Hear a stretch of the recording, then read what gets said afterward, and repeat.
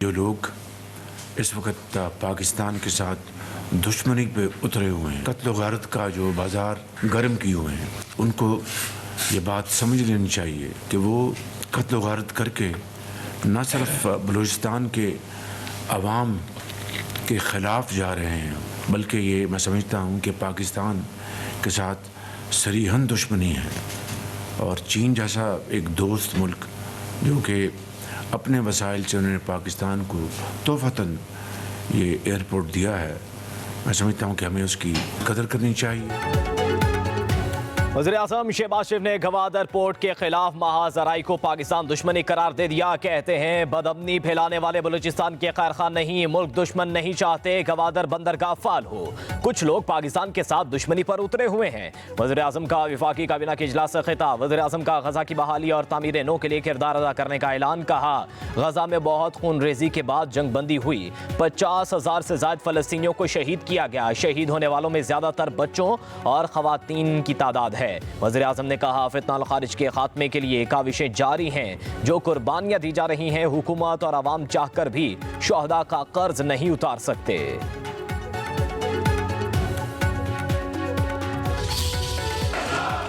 Mal Kheldas has requested for grant of leave for 16th and 17th January. Is leave granted. मैं एक announcement करना चाह रहा हूँ।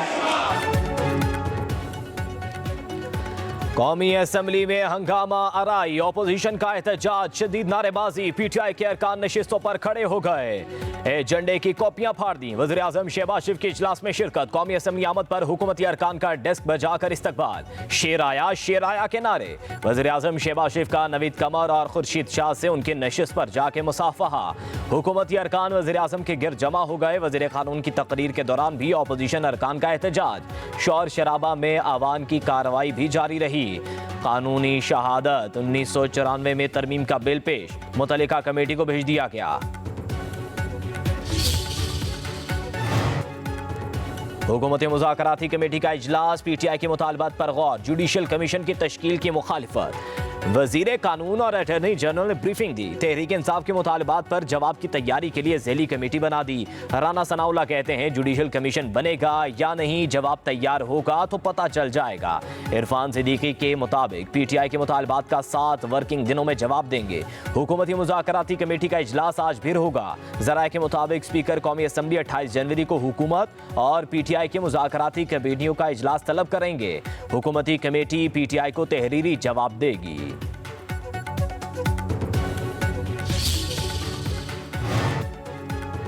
बैरिस्टर गौहर की आर्मी चीफ से कोई सियासी गुफ्तगू नहीं हुई।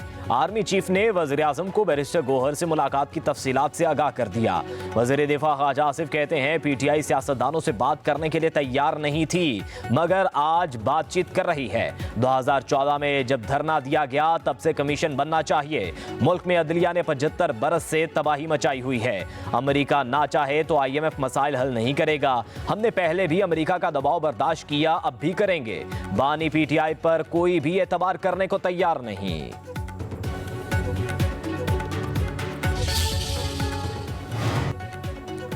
अलकादे ट्रस्ट केस में बानी पीटीआई ने गलती की, बानी पीटीआई ने करप्ट प्रैक्टिस की। रहनुमा नून लीग राना सनाउल्लाह कहते हैं रकम मनी लॉन्ड्रिंग के चक्कर में पकड़ी गई।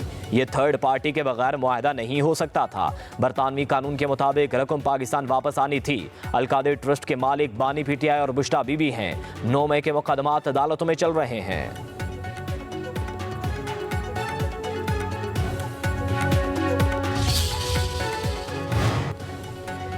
एक मीटिंग को बैकडोर राबता कहा जा रहा है। आर्मी चीफ से मुलाकात, खैबर पख्तूनख्वा में लॉ एंड ऑर्डर सूरत हाल पर थी, इसके अलावा कुछ भी नहीं। चेयरमैन पीटीआई बैरिस्टर गौहर की मीडिया से गुफ्तगू, कहा मुज़ाकरात को गैर संजीदा ना लें, खुले दिल से बैठे। मुज़ाकरात मुल्क, कौम और जमहूरियत के लिए ज़रूरी हैं। पीटीआई दुनिया की छठी बड़ी सियासी जमात है, निशान बानी पीटीआई हैं। बैरिस्टर अली जफर ने कहा बानी पीटीआई ने वाज़े कहा मुतालिबात की मंजूरी पर मुज़ाकरात होंगे। हमारे मुतालिबात ना माने गए तो बात भी नहीं होगी। बानी पीटीआई को डील नहीं, इंसाफ चाहिए।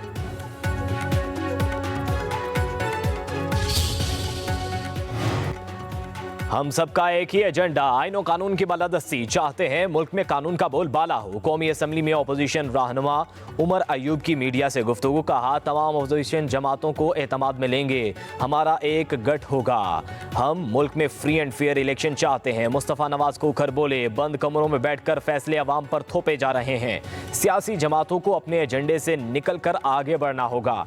असद कैसर ने कहा, मुल्क किसी शख्सियत या जाती ख्वाहिशात पर नहीं, आईन और कानून के मुताबिक चलेगा।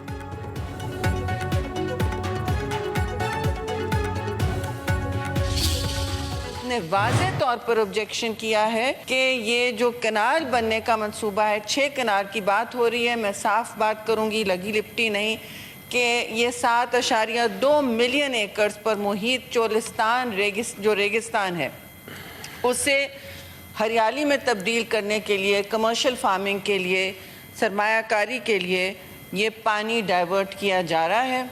लेकिन इस वक्त जो सूरत हाल है जी, 25 साल से चेयरमैन साहब 25 साल से इरसा रिपोर्ट कर रही है कि पानी की कमी है सिस्टम में। दरिया सिंध से चोलिस्तान को सैराब करने के लिए नहरें निकाली जा रही हैं, रेगिस्तान को हरियाली में तब्दील करने के लिए पानी तब्दील किया जा रहा है। बलूचिस्तान और सिंध दोनों सूबे इस मामले पर एतराज़ कर चुके हैं। पीपल्स पार्टी के रहनुमा शेरी रहमान का सेनेट में इज़हार ख्याल, कहा मुल्क में पानी की सूरत हाल इंतहाई तशवीशनाक हो गई, कराची के शहरियों को पीने का पानी मैसर नहीं, शहर कायद में पानी की छीना छपटी होती है, सिंध में पानी है ही नहीं, क्या सिंध के लोगों को हक नहीं कि पानी मांगे? मुश्तरका मफादात कौंसिल की मीटिंग नहीं बुलाई जा रही, सेनेट में इदाद और शुमार दुरुस्त नहीं बताए जाते। बुनियादी चीज़ है वो ये है कि किसके हिस्से में कितना पानी आया है। ऐसा कौन सा फैसला हुआ है जिसको रोकना है? पंजाब ने अपने हिस्से के पानी में इन नहरों में से अपने हिस्से में कोई इजाफा किए बगैर, 91 के इकार्ड को मजरू किए बगैर, सिंध के पानी में तजावुज़ किए बगैर, अपने हिस्से की नहरों के अंदर से मज़ीद नहरें निकाल के हम कुछ मज़ीद इलाके को सैराब करना चाहते हैं, तो कम अज़ कम मेरी नाक़िस राय में तो ये कुछ जुर्म मुझे नहीं लगता है। पंजाब अपने पानी से नहर बना रहा है तो एतराज़ नहीं बनता। ऐसी बातें ना हो कि फेडरेशन टूट जाए। अपनी नहरों से मजीद नहरें बनाना कोई जुर्म नहीं, किसी का हक मारना जायज़ नहीं। नून लीग के सेनेटर इरफान सिद्दीकी का सेनेटर शेरी रहमान को जवाब, कहा सूबों के दरमियान पानी की तकसीम का फार्मूला है, पंजाब को अपने हिस्से के पानी से नहरें निकालने पर सिंध को एतराज़ नहीं होना चाहिए। हम नहीं कह सकते सिंध अपने हिस्से से पानी थर क्यों लेकर जा रहा है। सुप्रीम कोर्ट ने एडिशनल रजिस्ट्रार जुडिशल नज़र अब्बास को ओहदे से हटा दिया। एलामी के मुताबिक केस मुकर्रर करने में मिसमैनेजमेंट पर ओहदे से हटाया गया। एडिशनल रजिस्ट्रार की गलती की वजह से केस आईनी बेंच की बजाय रेगुलर बेंच में लगा। केस गलत बेंच में लगने से वसाइल और अदालती वक्त का ज़िया हुआ।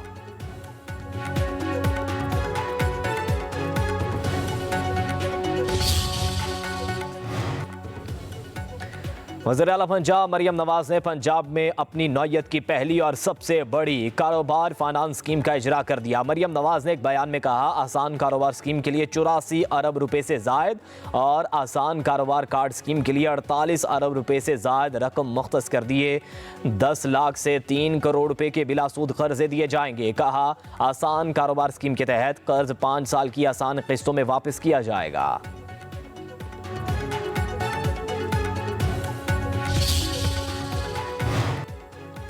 पाकिस्तान का मशरिक़ वस्ता के 2 बैंकों के साथ कर्ज मुआहदे पर इत्तफाक। वफाकी वज़ीर ख़ज़ाना मोहम्मद औरंगज़ेब के मुताबिक मशरिक़ वस्ता के 2 बैंकों के साथ 6 से 7% शरह सूद पर $1 बिलियन की कर्ज की शराइत पर इत्तफाक हो गया है।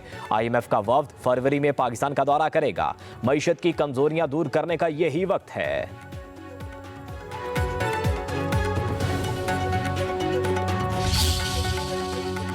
आपकी हुकूमत थी तो आपको ये मोटरवे बनानी चाहिए थी, सच्ची बात तो यही है। और अगर आपने नहीं बनाई तो आपको भी उसका जवाब देना चाहिए। और अगर मैं आपकी ये मोटरवे बना के दूंगा तो इसलिए नहीं कि वो सिंध की है, बल्कि इसलिए क्योंकि वो पाकिस्तान की है। पर अगर उनको इस बात का ख्याल होता कि उन्होंने कोई डेवलपमेंट भी करनी है तो फिर करते। जो हुकूमत बरसर इक़्तिदार रही है वो M6 ना बनाने की जिम्मेदार है।